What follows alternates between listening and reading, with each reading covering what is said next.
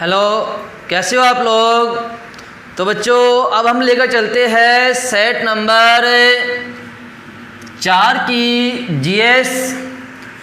तो set number 4 की जो जीएस है उसका पहला क्वेश्चन है बच्चों, बैटरी में कौन सी ऊर्जा का भंडारण किया जाता है।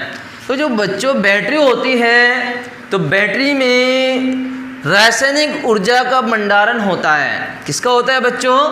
रासायनिक ऊर्जा का भंडारण होता है बैटरियों में।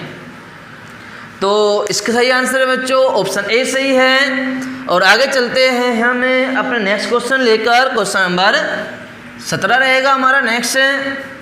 और क्वेश्चन नंबर 17 में है ल्यूकीमिया। ल्यूकीमिया एक मानव बीमारी है जो प्रमुख रूप से प्रभावित करती है।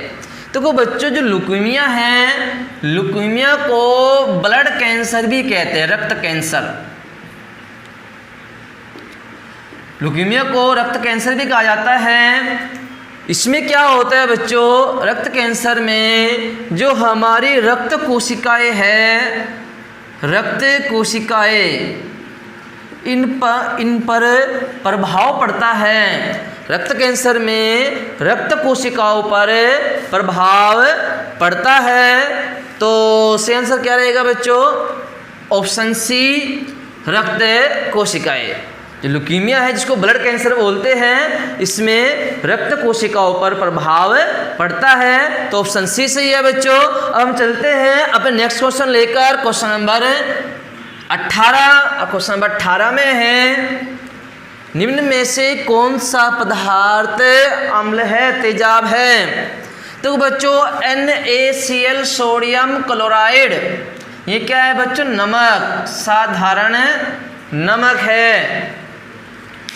पोटेशियम हाइड्रोक्साइड,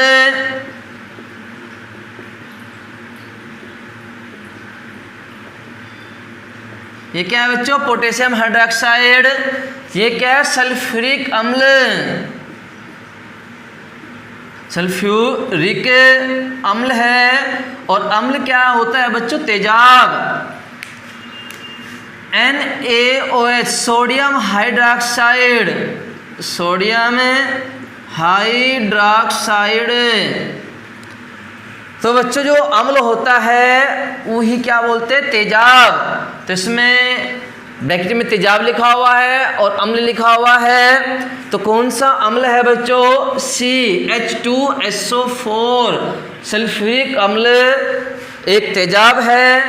सी ऑप्शन सही है बच्चों। तो आगे चलते हैं अपने नेक्स्ट क्वेश्चन लेकर। Question number 19। और बच्चों क्वेश्चन नंबर 19 में है अल्फा कण होते हैं। तो बच्चों एक तो कण होता है अल्फा, एक बच्चों बीटा और एक गामा। जो अल्फा कण होता है बच्चों ये धनात्मक होता है। जो बीटा कण होता है बच्चों ये ऋणात्मक होता है। और जो गामा कण होता है बच्चों अल्फा बीटा गामा, जो गामा कण होता है ये उदासीन होता है, इस पर कोई आवेश नहीं होता। बच्चों अल्फा कण पर धनात्मक, बीटा कण पर ऋणात्मक और गामा कण उदासीन होता है बच्चों, कोई आवेश नहीं होता। तो कौन सा ऑप्शन सही होगा? अल्फा कण हमसे पूछा गया है। तो अल्फा कण कैसा होता है बच्चों? धनात्मक। यदि यहीं पे बीटा पूछते तो ऑप्शन बी सही होता। यहीं पे गामा आपसे पूछा जाता तो ऑप्शन सी सही होता। तो आगे चलते हैं क्वेश्चन नंबर 20 को लेकर। क्वेश्चन नंबर 20 में है बच्चों, क्वेश्चन नंबर 20, सूर्य के चारों तरफ किसी ग्रह के रास्ते को क्या कहते हैं। तो बच्चों जो सूर्य होता है तो सूर्य के चारों ओर जिस पथ पर ग्रह जैसे बुध, शुक्र, पृथ्वी, मंगल, इस तरीके से क्रम है इनका। तो सूर्य के चारों ओर जिस पथ पर चक्कर लगाते हैं बच्चों इस पथ को ऑर्बिट कहते हैं।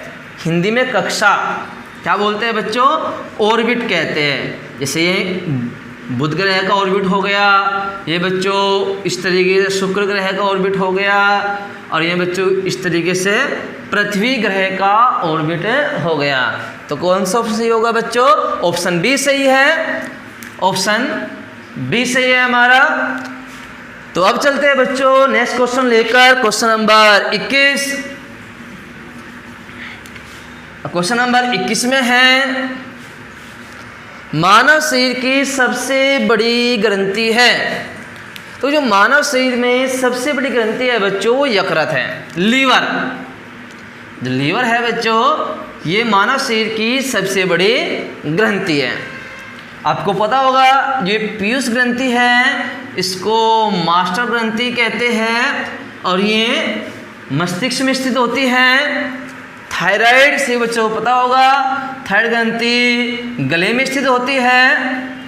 और पेनक्रियाज जिसको बोलते हैं बच्चों अग्नाशय, अग्नाशय नहीं बोल, अग्नाशय, अग्नाशय। तो पेनक्रियाज को बोलते हैं हिंदी में बच्चों अग्नाशय। तो सबसे बड़ी ग्रंथि कौन सी है बच्चों? यकृत मानव शरीर में। अब चलते हैं बच्चों नेक्स्ट क्वेश्चन लेकर, क्वेश्चन नंबर 22। क्वेश्चन नंबर 22 में है बिजली गिरते समय कौन सी गैस पैदा होती है? तो बच्चों जब बिजली गिरती है तो उस समय नाइट्रस ऑक्साइड गैस पैदा होती है बिजली गिरते समय। और आगे चलते हैं क्वेश्चन नंबर 23, और क्वेश्चन नंबर 23 में है सबसे हल्का तत्व है। तो बच्चों जिसका परमाणु भार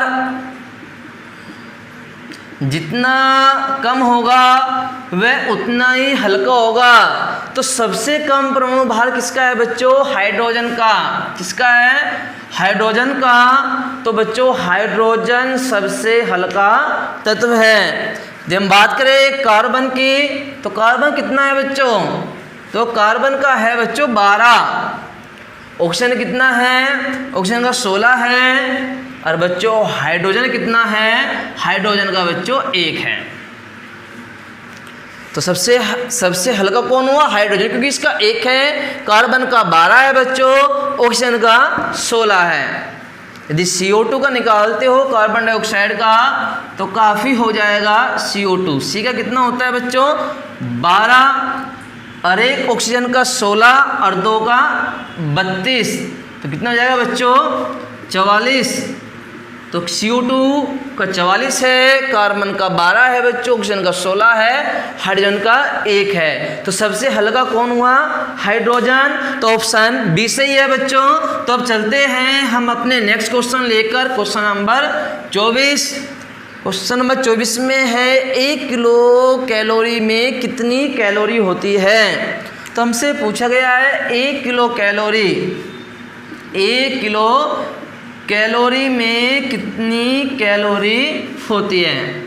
देखो बच्चों सभी को पता होगा किलो का मतलब होता है 1000। कितना होता है? 1000। तो ये किलो हटाकर सीधा कैलोरी में पूछा है, तो किलो हटाएंगे तो बच्चों क्या लगाएंगे? 1000। तो 1 किलो कैलोरी बराबर होता है बच्चों 1000 कैलोरी के। 1 किलो कैलोरी 1000 कैलोरी के बराबर होता है। तो कौन सा ऑप्शन सही होगा? ए 100 कैलोरी नहीं बच्चों, ये सही नहीं होनेगा।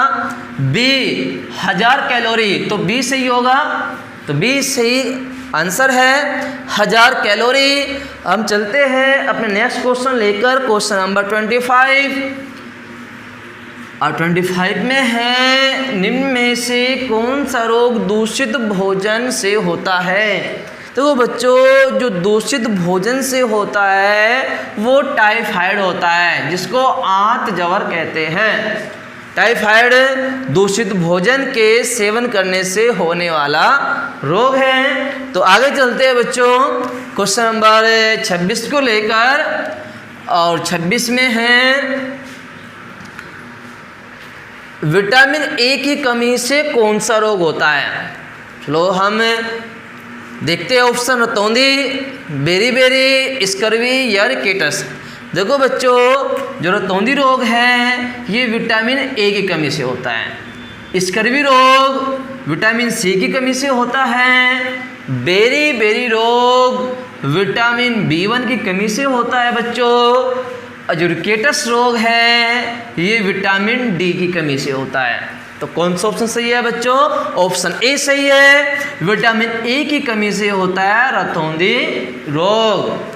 तो आगे चलते हैं नेक्स्ट क्वेश्चन लेकर, क्वेश्चन नंबर 27।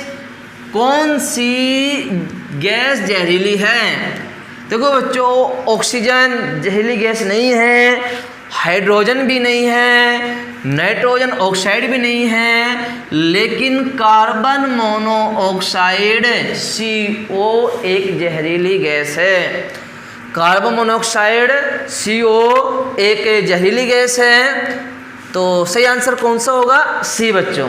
तो आगे चलते हैं अपने नेक्स्ट क्वेश्चन लेकर बच्चों, क्वेश्चन नंबर 28। क्वेश्चन नंबर 28 में क्या है? लाल कपड़ा हरे बल्ब के ऊपर कैसे दिखाई देता है? तो बच्चों ऐसे क्वेश्चन आते रहते हैं एग्जाम में, इम्पोर्टेंट रहते हैं ऐसे क्वेश्चन। देखो यदि हमने लाल रंग लिया, एक एग्जाम्पल देखते हैं हम। यदि हमने लाल रंग लिया और लाल ही रोशनी में देखते हैं तो लाल रंग का ही दिखाई देगा। यदि हमने लाल कपड़ा लिया और सफ़ेद रोशनी में देखते हैं बच्चों तो वो लाल ही दिखाई देगा। इससे अलग यदि हम लाल कपड़ा लेते हैं या हरे प्रकाश में, पीले प्रकाश में, नीले प्रकाश में, कैसे भी प्रकाश में देखते हैं तो काला दिखाई देगा। दिखाई देगा बच्चों, काला दिखाई देगा। अब समझते हैं थोड़ा। जिस रंग का कपड़ा होता है यदि उसी प्रकाश में देखते हैं तो उसी रंग का बच्चों दिखाई देता है। फिर सेकंड, जिस रंग का कपड़ा होता है यदि सफ़ेद प्रकाश में देखते हैं तो उसी रंग का दिखाई देता है। जिस रंग का कपड़ा है चाहे वो हरे का हो, सफ़ेद में देखेंगे तो हरा दिखाई देगा। यदि वो पीले का है, सफ़ेद में देखते तो पीला दिखाई देगा। जो नीला है, सफ़ेद में देखते तो नीला दिखाई देगा। यदि यहाँ पर हरा है, हरे प्रकाश में देखते तो हरा दिखाई देगा। तो जिस किसी भी रंग के प्रकाश को यदि अन्य में देखते हैं तो काला दिखाई देता है। जैसे हम लाल रंग का कपड़ा लिया और हरे, पीले, नीले प्रकाश में देखते हैं तो कैसे दिखाई देगा बच्चों? काला।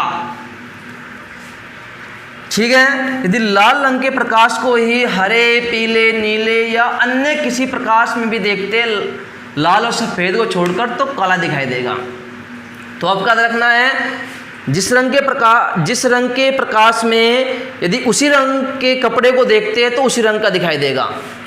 यदि हम किसी रंग के प्रकाश को सफ़ेद में देखते तो उसी रंग का दिखाई देगा। यदि हम किसी रंग के कपड़े को अन्य किसी रंग में देखते हैं तो काला दिखाई देगा। तो सही आंसर क्या होगा बच्चों? देखो यहाँ पर लाल कपड़ा है, हरा बल्ब है, तो लाल यदि लाल में देखते तो लाल दिखाई देता, यदि लाल सफ़ेद में देखते तो लाल दिखाई देगा। लेकिन यहाँ पर लाल हरे में देखा गया है तो हमें दिखाई देगा बच्चों काला।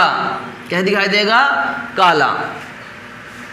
तो सही आंसर क्या होगा? ए ऑप्शन सही होगा। यदि हम एक और देखते हैं, यदि हम हरे कपड़े को पीले प्रकाश में देखते हैं, कैसे दिखाई देगा बच्चों? काला। तो इस तरीके से आप इनको देख सकते हो। तो आगे चलते हैं नेक्स्ट क्वेश्चन लेकर, क्वेश्चन नंबर 29, 29 क्वेश्चन में है बच्चों, मेंढक के हृदय में कितने कक्ष होते हैं? देखो एक तो होते हैं बच्चे जलीय जीव जैसे मछली, जलीय जीव होते हैं जैसे मछली।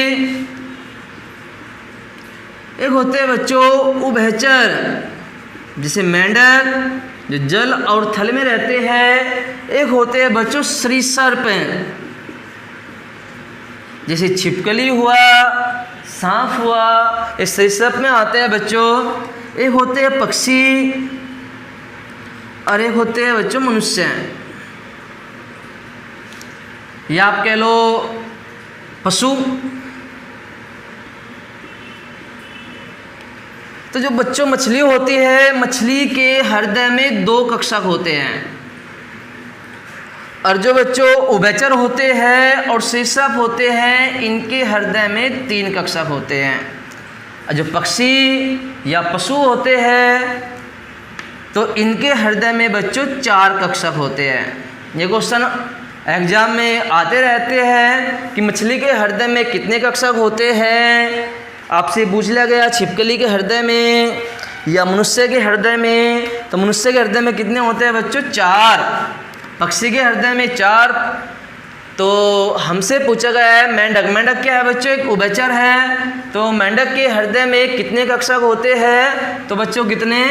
3 कक्षक होते हैं मेंढक के हृदय में। तो ऑप्शन डी सही है, मेंढक के हृदय में 3 कक्षक होते हैं।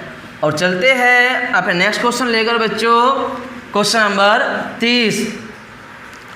क्वेश्चन नंबर 30 में है, निम्न में से विस्फोटक कौन सा है? TNT, try नाइट्रोटॉलुइन।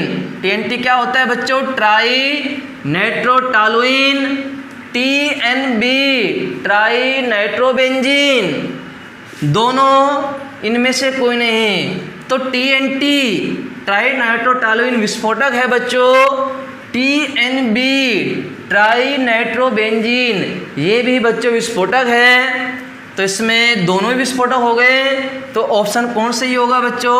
Option C correct है, सी सही है कि दोनों ही बच्चों विस्फोटक हैं। तो ये था हमारा जीएस का टॉपिक। और अब नेक्स्ट क्लास में बच्चों मैथ पढ़ाएंगे आपको सेट 4 का।